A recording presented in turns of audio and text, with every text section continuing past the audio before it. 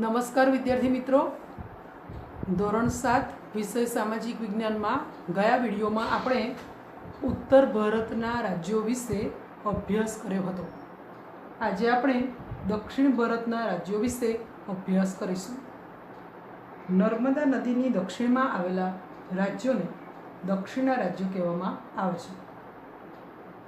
નર્મદા નદીની દક્ષિણમાં આવેલા રાજ્યોને શું કહેવામાં આવે છે? દક્ષિણના રાજ્યો કહેવામાં આવે છે। અથવા દક્ષિણના રાજ્યો કોને કહેવામાં આવે છે? તો નર્મદા નદીની દક્ષિણમાં આવેલા રાજ્યોને દક્ષિણના રાજ્યો કહેવામાં આવે છે। 8મી સદીમાં ઉત્તર ભારતની જેમ આપણે ગયા વિડીયોમાં જોયું હતું કે ઉત્તર ભારતમાં હર્ષવર્ધનના અવસાન બાદ નાના મોટા રાજ્યો સ્વતંત્ર થયા હતા। એ જ રીતે દક્ષિણ ભારતમાં પણ અનેક નાના મોટા રાજવંશો સ્વતંત્ર થયા। તેમાંથી ચાલુક્ય, રાષ્ટ્રકૂટો, પલ્લવ, ચોલ, પાંડ્ય, ચેર જેવા રાજ્યવંશો વિશે ટૂંકમાં જાણકારી મેળવીએ। ચાલુક્ય, રાષ્ટ્રકૂટો, પલ્લવ, ચોલ, પાંડ્ય, ચેર જેવા રાજ્યવંશો વિશે આપણે માહિતી મેળવવાની છે, જાણકારી મેળવવાની છે। ચાલુક્ય વંશનો પ્રથમ રાજા જયસિંહ હતો। જયસિંહ કયા વંશનો પ્રથમ રાજા હતો? તો ચાલુક્ય વંશનો। અને ચાલુક્ય વંશનો પ્રથમ રાજા કોણ હતો? તો જયસિંહ હતો।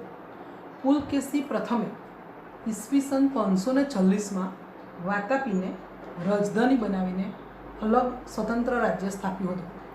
પુલકેશી પ્રથમે છે અને પુલકેશી બીજોય છે, બરાબર? તો પુલકેશી પ્રથમે શું કરેલું? ઈસવીસન 540માં વાતાપીને રાજધાની બનાવી હતી અને એક અલગ જ રાજ્ય સ્થાપ્યું હતું। આ વંશ વાતાપી વર્તમાન સમયમાં એટલે હાલના સમયમાં બાદામીના ચાલુક્ય વંશ તરીકે ઓળખાય। આ વંશમાં કયા કયા શાસકો થઈ ગયા? તો આ વંશમાં કીર્તિવર્મા, પુલકેશી પ્રથમ, પુલકેશી બીજો જેવા મહત્વના શાસકો થઈ ગયા। વાતાપીના ચાલુક્યોની સત્તા નબળી પડી ત્યારે તેમની એક શાખા કૃષ્ણા અને ગોદાવરી નદીના વચ્ચેના પ્રદેશમાં સ્થાપિત થઈ। જો ફરી જોઈએ આપણે કે પુલકેશી પ્રથમે ઈસવીસન 540માં વાતાપીને રાજધાની બનાવી અને અલગ રાજ્ય સ્થાપ્યું। આ જ વાતાપીને હાલના સમયમાં બાદામી તરીકે ઓળખાય છે અને એ કયો વંશ થયો? તો ચાલુક્ય વંશ તરીકે ઓળખાયો। આ વંશમાં એટલે કે ચાલુક્ય વંશમાં કયા કયા શાસકો થઈ ગયા? કીર્તિવર્મા, પુલકેશી પ્રથમ, પુલકેશી બીજો જેવા મહત્વના શાસકો થઈ ગયા। વિદ્યાર્થી મિત્રો, મેં અગાઉના વિડીયોમાં પણ કહ્યું હતું કે આ વંશમાં ઘણા બધા શાસકો વિશે, ઘણા બધા વંશ વિશે શીખવાનું છે, યાદ રાખવાનું છે। એટલે 2-3 વાર પાઠ વાંચવો પડશે, ત્યારે જ યાદ રહેશે। વાતાપીના ચાલુક્યોની સત્તા નબળી પડી ત્યારે તેમની એક શાખા કૃષ્ણા અને ગોદાવરી નદીના વચ્ચેના પ્રદેશમાં સ્થાપિત થઈ। હવે આ જે શાખા સ્થાપિત થઈ એનો જે સ્થાપક હતો એનું નામ હતું વિષ્ણુવર્ધન।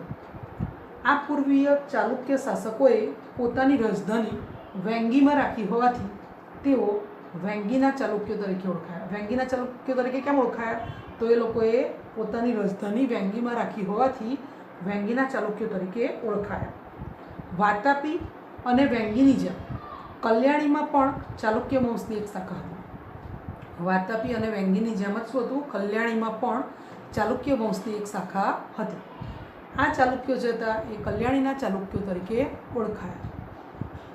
દક્ષિણમાં ચાલુક્ય વંશની પડતી થઈ ત્યારે રાષ્ટ્રકૂટ વંશની સત્તાનો ઉદય થયો। પહેલાં આપણે જે વંશ જોયો એ ચાલુક્ય વંશ જોયો, હવે ચાલુક્ય વંશની પડતી થઈ ત્યારે રાષ્ટ્રકૂટ વંશની સત્તાનો ઉદય થયો। ઉદય થયો એટલે પ્રારંભ થયો। તો ચાલુક્ય વંશ પછી કયો વંશ આવ્યો? રાષ્ટ્રકૂટ વંશ। આ વંશનો સૌથી પ્રથમ રાજા ઇન્દ્ર પ્રથમને માનવામાં આવે છે। રાષ્ટ્રકૂટ વંશનો પ્રથમ રાજા કોને માનવામાં આવે છે? ઇન્દ્ર પ્રથમને। અને રાષ્ટ્રકૂટ વંશનો શક્તિશાળી શાસક કોને કહેવાય છે? ગોવિંદ ત્રીજા। ગોવિંદ ત્રીજો રાષ્ટ્રકૂટ વંશના શાસકોમાં સૌથી વધુ શક્તિશાળી શાસક હતો। આ સમયમાં યાદવ વંશના 2 રાજ્યો અસ્તિત્વમાં હતા। કયા કયા 2 રાજ્યો અસ્તિત્વમાં હતા? તો દેવગિરી અને ધ્વર સમુદ્ર। ધ્વર સમુદ્રમાં હોયસલ વંશનું શાસન હતું। યાદવ વંશના 2 રાજ્યો અસ્તિત્વમાં આવ્યા, એમાંનું એક છે દેવગિરી અને બીજું છે ધ્વર સમુદ્ર। તો ધ્વર સમુદ્રમાં હોયસલ વંશનું શાસન હતું અને દેવગીરીમાં યાદવોનું શાસન હતું. ધ્વર સમુદ્ર હોયસલોની રાજધાની હતી અને દેવગીરી એ હાલમાં દૌલતાબાદ તરીકે જાણીતું છે, તો એ યાદવોની રાજધાની હતી. દક્ષિણમાં કલ્યાણી ચાલુક્ય સામ્રાજ્યના પતન બાદ ત્યાં નવા રાજ્યોનો ઉદય થયો. તેમાં વરંગલના કાકતીય પણ હતા. કૃષ્ણા અને કાવેરી નદીઓ વચ્ચેના ભૂમિ પ્રદેશ ઉપર તેમનું રાજ્ય હતું. દક્ષિણમાં શું કહે છે, કલ્યાણી ચાલુક્ય સામ્રાજ્યનું પતન થયું એટલે ત્યાં નવા રાજ્યનો પ્રારંભ થયો. તેમાં વરંગલના કાકતીય પણ હતા. કૃષ્ણા અને કાવેરી નદીઓ વચ્ચેના ભૂમિ પ્રદેશ ઉપર તેમનું રાજ્ય હતું. વરંગલ તેમની રાજધાની હતી. આવો જ એક મહત્વનો વંશ પલ્લવ વંશ પણ હતો. અત્યારે આપણે 3 વંશો વિશે શીખ્યા. આમાંનો આ ત્રીજો પલ્લવ વંશ. આ વંશની સ્થાપના બપ્પદેવે કરી હતી. દરેક વંશની સ્થાપના કોણે કરી, કયા મહાન શાસકો થઈ ગયા એ આપણે યાદ જ રાખવું પડે. તો પલ્લવ વંશની સ્થાપના કોણે કરી? બપ્પદેવે કરી. અથવા બપ્પદેવ કયા વંશના સ્થાપક હતા એવું કહે તો પલ્લવ વંશના. તેમની રાજધાની કાંચીપુરમમાં હતી. મહેન્દ્રવર્મા પ્રથમ, નરસિંહવર્મા પ્રથમ અને નરસિંહવર્મા બીજો. નરસિંહવર્મા પ્રથમ એ છે અને નરસિંહવર્મા બીજો પણ છે.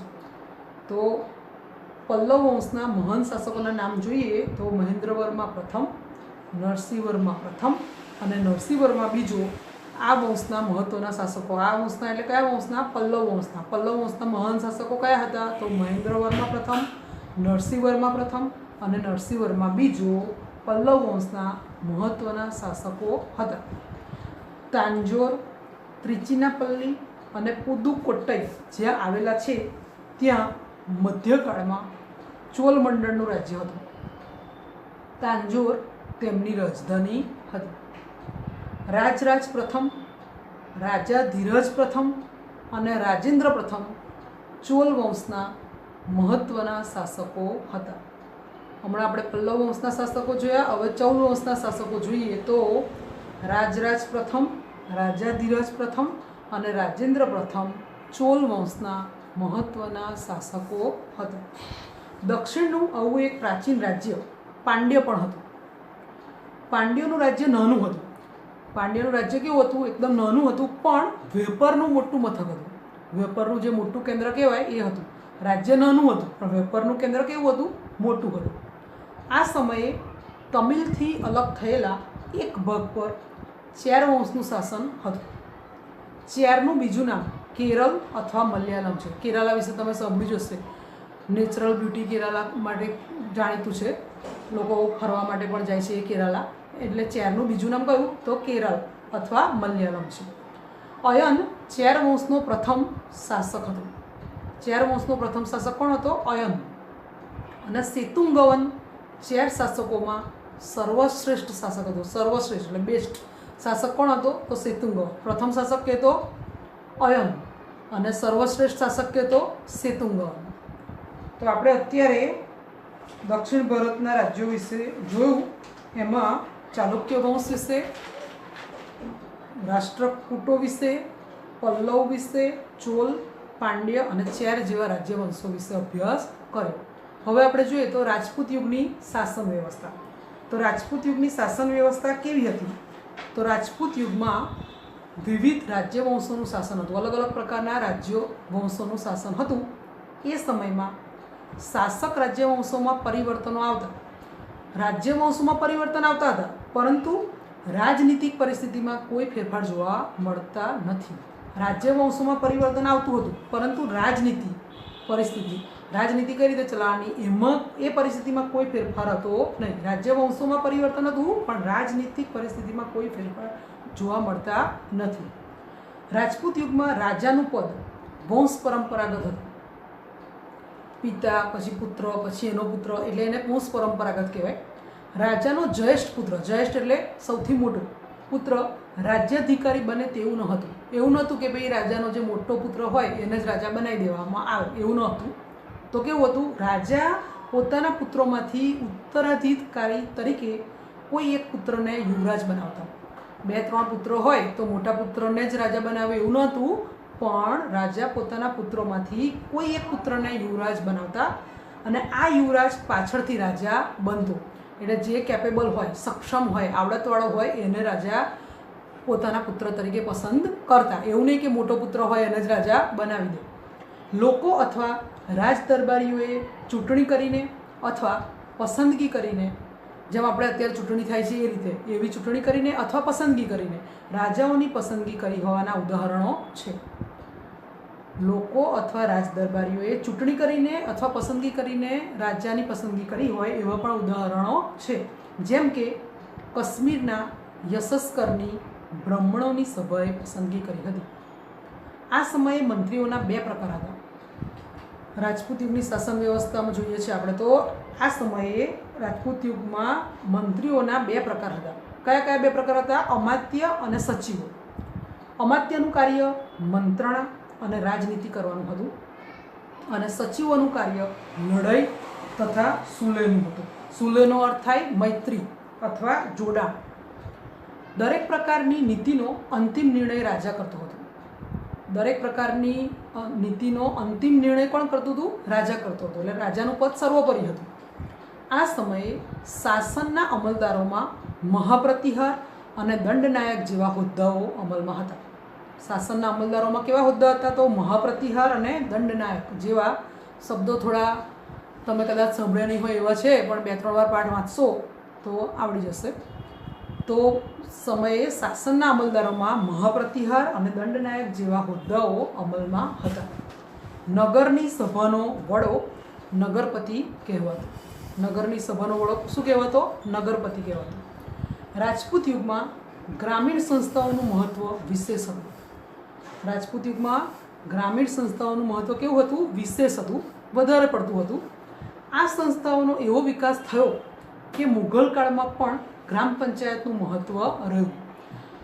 રાજપૂત યુગમાં ગ્રામીણ સંસ્થાઓનું મહત્ત્વ હતું તો મુઘલ કાળમાં પણ ગ્રામ પંચાયતનું મહત્ત્વ રહ્યું હતું. ઉત્તરની જેમ દક્ષિણ ભારત પણ ગ્રામ પંચાયતને અધીન હતું. ઉત્તરની જેમ દક્ષિણ ભારત પણ ગ્રામ પંચાયતને અધીન હતું. તેનો વડો મુખી કે સરપંચ ગણાતો. અત્યારે પણ આપણે ગ્રામ પંચાયતના વડાને મુખી કે સરપંચ જ કહીએ છીએ. તો એ વખતે પણ દક્ષિણ ભારત પણ ગ્રામ પંચાયતને અધીન હતું અને તેનો વડો મુખી કે સરપંચ ગણાતો હતો. કેટલીક બાબતોમાં ગ્રામસભા ન્યાય આપતી. કેટલીક બાબતો એવી હોય કે જેમાં ગ્રામસભા ન્યાય આપતી, પરંતુ રાજ્ય શાસનમાં ન્યાયતંત્રનો સર્વોચ્ચ વડો રાજા જ હતો. અમુક ઘણી બાબતો હોય કે જેમાં ગ્રામસભા ન્યાય આપી દે, પરંતુ મોટાભાગનું ન્યાયતંત્રનો જે સર્વોચ્ચ વડો કહેવાય એ કોણ હતો? રાજા હતો. તો રાજપૂત યુગની શાસન વ્યવસ્થા તમને ટૂંકનોંધમાં પૂછી શકે. અને રાજપૂત યુગની વેપાર વાણિજ્યની ટૂંકનોંધ આપણે સ્વાધ્યાયમાં છે જ, તો વેપાર વાણિજ્ય વિશે આપણે જોઈએ. રાજપૂત યુગમાં વાણિજ્ય વ્યવસ્થા ઉપર દેખરેખ રાખવા માટે એક અલગ વિભાગ હતો. રાજપૂત યુગમાં વાણિજ્ય વ્યવસ્થા ઉપર દેખરેખ રાખવા માટે એક અલગ વિભાગ હતો.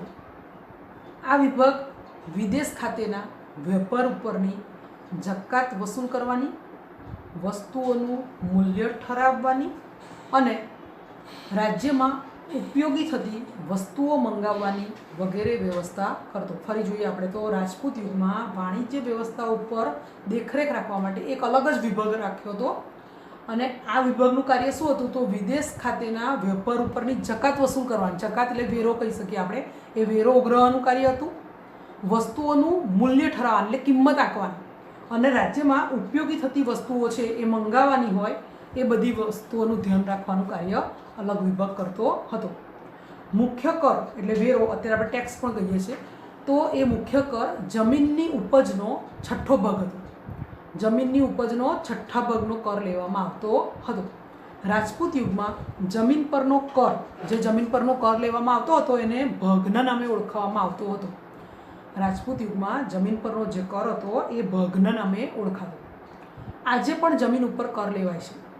બંદરો અને નાકા ઉપર તથા સિંચાઈ ઉપર કર ઉઘરાવવામાં આવતો. શેના ઉપર કર ઉઘરાવવામાં આવતો? તો એક તો જમીનની ઉપજનો 6ઠ્ઠો ભાગ, કર ઉઘરાવવામાં આવતો હતો અને બંદરો અને નાકા ઉપર તથા સિંચાઈ ઉપર કર ઉઘરાવવામાં આવતો હતો. આ સમયે દરિયાપારના વેપાર માટે ગુજરાતના સ્તંભતીર્થ, અત્યારે આપણે ખંભાત કહીએ છીએ, તે વખતે એ સ્તંભતીર્થ તરીકે ઓળખાતું હતું. અને ભૃગુ કચ્છ કે જે અત્યારે આપણે ભરૂચ તરીકે ઓળખીએ છીએ એ બંદરો તરીકે જાણીતા હતા. એટલે મુખ્ય બંદરોની વાત કરીએ આપણે તો ખંભાત અને ભરૂચ. એ સમયે સ્તંભતીર્થ અને ભૃગુ કચ્છ ભરૂચ બંદરો જાણીતા હતા. ભારત પર વિદેશી આક્રમણ 8મી થી 12મી સદી દરમિયાન ભારતમાં મુસ્લિમ આક્રમણો થયા. આપણા ભારત દેશ ઉપર વિદેશના આક્રમણો જે થયા હતા તો 8મી થી 12મી સદી દરમિયાન ભારતમાં મુસ્લિમ આક્રમણો થયા હતા. 8મી સદીમાં આરબ રાજ્ય સત્તાનો વિસ્તાર કરવાના હેતુથી મુહમ્મદ ઇબ્ન કાસિમે ભારતના ઉત્તર પશ્ચિમ ભાગ પર આક્રમણ કર્યું. આરબ રાજ્ય સત્તાનો વિસ્તાર કરવો હતો એને, એટલે એણે આક્રમણ કરેલું. ઘણી વખત સંપત્તિ લૂંટવા માટે આક્રમણ થાય તો અહીં આગળ રાજ્ય સત્તા એટલે એનો વિસ્તાર વધારવો છે, રાજ્યનો વિસ્તાર વધારવા માટે હેતુથી મુહમ્મદ ઇબ્ન કાસિમે ભારતના ઉત્તર પશ્ચિમ ભાગ પર આક્રમણ કર્યું હતું, હુમલો કર્યો હતો. વાયવ્ય ખૂણામાંથી સબુકતેગીનના લશ્કરે પણ આક્રમણ કર્યું હતું. પણ આ આક્રમણો તે સમયે ભારતમાં રાજ્ય સત્તા ના સ્થાપી શક્યા. આ બધા હુમલા થયા પણ આપણા ભારત પર એ લોકો રાજ્ય સત્તા સ્થાપી શક્યા ન હતા. એ પછી ગઝનીના સુલતાન મોહમ્મદ ગઝનીએ ઈસવીસન 1000થી ઈસવીસન 1026ના સમયગાળામાં ભારતની અઢળક ધન સંપત્તિ જોઈને કેટલીક ચઢાઈઓ કરી. મોહમ્મદ ગઝનીની ચઢાઈનું મુખ્ય કારણ ભારતની અઢળક સંપત્તિ હતી. આ મોહમ્મદ ગઝનીએ જે ચઢાઈ કરી એનું મુખ્ય કારણ ભારતની અઢળક સંપત્તિ હતી. એ વખતે આપણો ભારત દેશ ખૂબ જ સમૃદ્ધ હતો. તે એક ચઢાઈ પછી બીજી ચઢાઈ કરતો હતો. આ મોહમ્મદ ગઝની જે હતો એક ચઢાઈ કરી પછી બીજી ચઢાઈ કરતો અને દરેક વખતે શું કરતો, વધુ તાકાતવર થઈને, વધુ સ્ટ્રોંગ થઈને ભારત પર ચડી આવતો. આ સમયે ભારતના શાસકો એક થઈને શક્તિશાળી સેના ના બનાવી શક્યા. આ સમયે જો ભારતના શાસકો બધા એક થઈ ગયા હોત, યુનિટી કરી અને એક થયા હોત તો હરાઈ શક્યા હોત, પણ આ બધા એક થઈ શક્યા નહીં. પરિણામે શું થયું, ઈસવીસન 1025માં તેણે સોમનાથ પર ચઢાઈ કરીને અઢળક સંપત્તિ લૂંટી. સોમનાથ એટલે આપણું ભારતનું, આમ તો ગુજરાતનું પ્રથમ જ્યોતિર્લિંગ, ગુજરાતનું પ્રથમ જ્યોતિર્લિંગ કહેવાય સોમનાથ મંદિર. તો સોમનાથ પર ચઢાઈ કરી અને અઢળક સંપત્તિ મોહમ્મદ ગઝનીએ લૂંટી લીધી. મોહમ્મદ ગઝનીની ચઢાઈ બાદ આશરે 150 વર્ષ બાદ પુનઃ ભારત ઉપર તે જ દિશામાંથી આક્રમણ થયું. મોહમ્મદ ગઝનીએ ચઢાઈ કરી ત્યાર પછી 150 વર્ષ પછી પુનઃ એટલે ફરીથી ભારત ઉપર તે જ દિશામાંથી આક્રમણ થયું, હુમલો થયો. અગાઉના આક્રમણોની વાત ભારતીય શાસકો ભૂલી ગયા. મોહમ્મદ ગઝનીના અવસાન બાદ સત્તા માટે ગઝનીમાં લડાઈઓ ચાલુ થઈ. મોહમ્મદ ગઝનીનું અવસાન થઈ ગયું પછી ગઝનીમાં રાજા કોણ બને એના માટે લડાઈઓ ચાલુ થઈ. પણ આ સમયે સત્તા સ્થિર થઈ ન હતી. ત્યારે આપણા શાસકો આ નબળાઈનો લાભ લઈ શક્યા નહીં. પરિણામે 12મી સદીના અંતમાં શિહાબુદ્દીન ગોરીએ આક્રમણ કર્યું. શરૂઆતમાં તેને કેટલીક હાર સહન કરવી પડી. શરૂઆતમાં એ કેટલીક વાર હારી ગયો, પણ છેવટે તરાઈના મેદાનમાં તેણે બીજી ચઢાઈમાં પૃથ્વીરાજ ચૌહાણને, આગળ પણ આપણે તરાઈનું યુદ્ધ જોયું તો તરાઈના મેદાનમાં તેણે બીજી ચઢાઈમાં પૃથ્વીરાજ ચૌહાણને હાર આપી અને દિલ્હીમાં સત્તા સ્થાપી. તો આજે આપણે દક્ષિણ ભારતના રાજ્યો વિશે અભ્યાસ કર્યો. હવે આપણે સ્વાધ્યાયના પ્રશ્નો અને જવાબ જોઈએ. નીચેના પ્રશ્નોના ઉત્તર એક વાક્યમાં આપો. એક જ વાક્યમાં જવાબ આપવાના છે. ઓબ્જેક્ટિવ ક્વેશ્ચન્સ જ છે. રાણીની વાવ કોણે બંધાવી હતી? આપણે આગળ જોયું હતું કે રાણીની વાવ રાણી ઉદયમતીએ બંધાવી હતી અને રાણી ઉદયમતી એ ભીમદેવ સોલંકીના પત્ની હતા. તો રાણીની વાવ કોણે બંધાવી હતી? રાણીની વાવ રાણી ઉદયમતીએ બંધાવી હતી. ચૌહાણ વંશના શાસકો આરંભમાં એટલે શરૂઆતમાં ક્યાં શાસન કરતા હતા? કયા વંશના શાસકો છે વિદ્યાર્થી મિત્રો? ચૌહાણ વંશના શાસકો આરંભમાં ક્યાં શાસન કરતા હતા? તો ચૌહાણ વંશના શાસકો આરંભમાં સંભર સરોવર નજીક શાકંભરી કે જે અજમેરની ઉત્તરે આવેલ સંભર નામના સ્થળે શાસન કરતા હતા. ફરીથી જોઈએ આપણે, ચૌહાણ વંશના શાસકો આરંભમાં સંભર સરોવર નજીક શાકંભરી કે જે અજમેરની ઉત્તરે આવેલ સંભર નામના સ્થળે શાસન કરતા હતા. અણહિલવાડ પાટણની સ્થાપના કોણે કરી હતી? અણહિલવાડ પાટણની સ્થાપના વનરાજ ચાવડાએ કરી હતી. અને તમને ખ્યાલ હોય તો એનો મિત્ર હતો અણહિલ ભરવાડ, એના નામ પરથી એણે અણહિલવાડ પાટણ એવું નામ રાખ્યું હતું. તો અણહિલવાડ પાટણની સ્થાપના કોણે કરેલી? વનરાજ ચાવડાએ કરી હતી. વાઘેલા વંશનો છેલ્લો શાસક કોણ હતો? વાઘેલા વંશનો છેલ્લો શાસક કર્ણદેવ વાઘેલા હતો. બીજો પ્રશ્ન આપણે જોઈએ તો ટૂંક નોંધ લખો. રાજપૂતોના ગુણો. રાજપૂતો બહાદુર હતા, એટલા જ ટેકીલા હતા. આપેલ વચન પ્રાણને ભોગે પણ પાડતા. આપણે આગળ જોયું હતું કે રાજપૂતાણીઓ અને રાજપૂતો કેવા હતા? તો રાજપૂતો બહાદુર હતા, એટલા જ એ ટેકીલા હતા. આપેલ વચન પ્રાણને ભોગે પણ પાડતા. કોઈ વચન આપે તો મૃત્યુ છ થઈ જાય, પણ પ્રાણના ભોગે પણ એ વચનનું પાલન કરતા હતા. દુશ્મનને પીઠ બતાવવા કરતાં તેઓ મૃત્યુ વિશેષ પસંદ કરતા. તેઓ ગૌબ્રાહ્મણ પ્રતિપાલક હતા.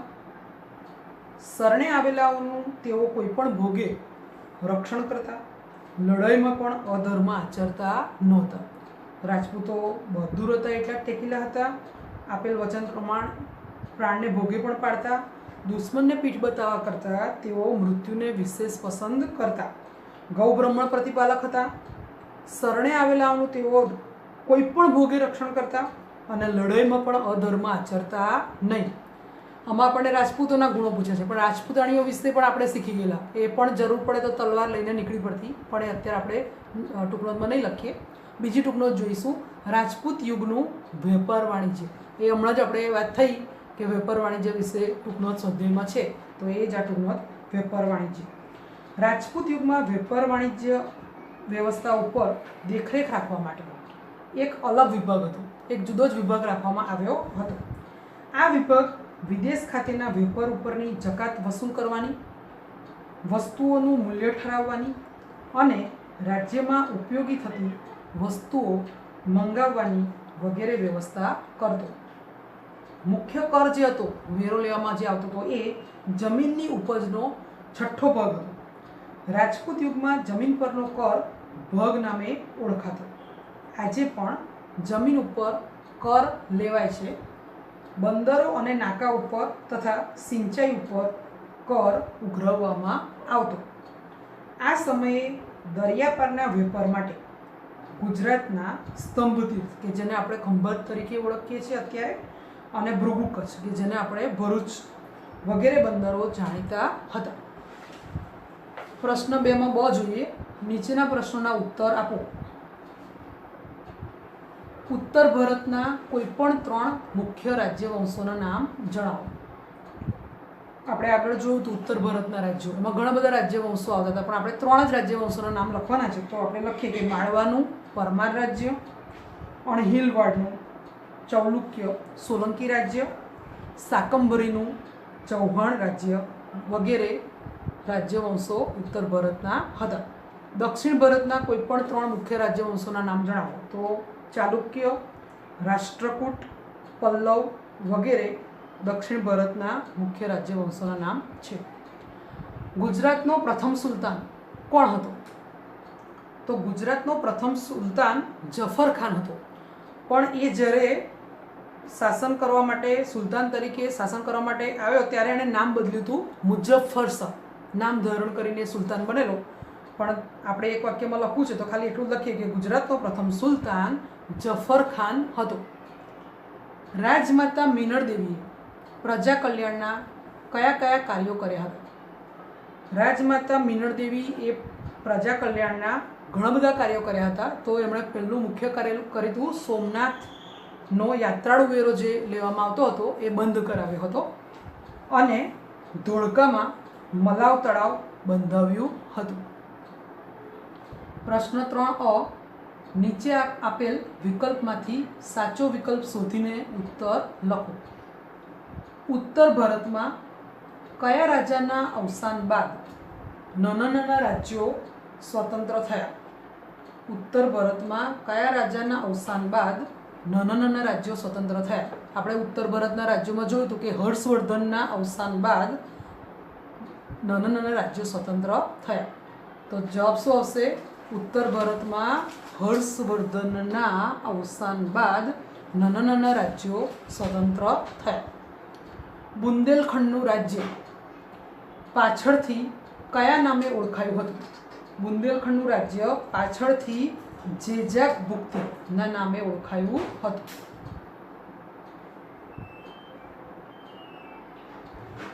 માળવાના પરમાર વંશના શાસકોમાંથી નીચેનામાંથી કોનો સમાવેશ થતો નથી? માળવાના પરમાર વંશમાં શાસકોમાં કોનો સમાવેશ થતો નથી એવું કહ્યું છે। તો તમને ખબર હોય તો માળવાના પરમાર વંશમાં ભોજ, સિયક અને મુંજનો સમાવેશ થાય છે। તો કોનો નથી થતો? કુમારપાળનો, કારણ કે એ કયા વંશના શાસક હતા? સોલંકી વંશના। 8મી સદીમાં બંગાળમાં કયા વંશનું શાસન હતું? 8મી સદીમાં બંગાળમાં પાલ વંશનું શાસન હતું। 8મી સદીમાં બંગાળમાં પાલ વંશનું શાસન હતું। રાણીની વાવ કયા વંશના શાસનકાળમાં બનાવવામાં આવેલ હતી? રાણીની વાવ રાણી ઉદયમતીએ બંધાવી હતી। તો રાણી ઉદયમતી સોલંકી વંશના ભીમદેવ સોલંકી સાથે એમના લગ્ન થયા હતા, એટલે સોલંકી વંશના શાસનકાળમાં બનાવવામાં આવેલ હતી। યોગ્ય જોડકા જોડો। અ વિભાગમાં રાજ્ય આપેલા છે અને બ વિભાગમાં શાસકોના નામ આપેલા છે। જ્યારે પાઠ ચલાવતી ત્યારે કહ્યું હતું કે દરેક વંશના આપણે શાસકોના નામ અને મુખ્ય રાજ્યોના નામ આપણે જોવાના છે। તો પહેલો વંશ આપણે જોઈએ સેન વંશ। તો સેન વંશમાં વિજયસેન પ્રથમ, યાદ રાખવા માટે વિજયસેન, સેન આવે છે જુઓ, સેન વંશ તો વિજયસેન। તો સેન વંશનો શાસક કોણ હતો? વિજયસેન પ્રથમ। સોલંકી વંશ, તો સોલંકી વંશમાં હમણાં ઉપર જ આપણે જોયું હતું, સોલંકી વંશમાં કુમારપાળ। પાલ વંશમાં તમને ખ્યાલ હોય તો પાલ વંશમાં પાલ નામ પાછળ આવતું હોય એવા શાસકો હોય તો ગોપાલ। પાલ વંશમાં પાછળ પાલ શબ્દ આવતો હોય, ગોપાલ। રાષ્ટ્રકૂટ વંશમાં ગોવિંદ ત્રીજો કે જે ખૂબ જ શક્તિશાળી શાસક થઈ ગયો। તો રાષ્ટ્રકૂટ વંશમાં ગોવિંદ ત્રીજો શક્તિશાળી શાસક થઈ ગયો। અને છેલ્લો વંશ જોઈએ આપણે પલ્લવ વંશ। તો પલ્લવ વંશમાં નરસિંહ વર્મા બીજો। Thank you.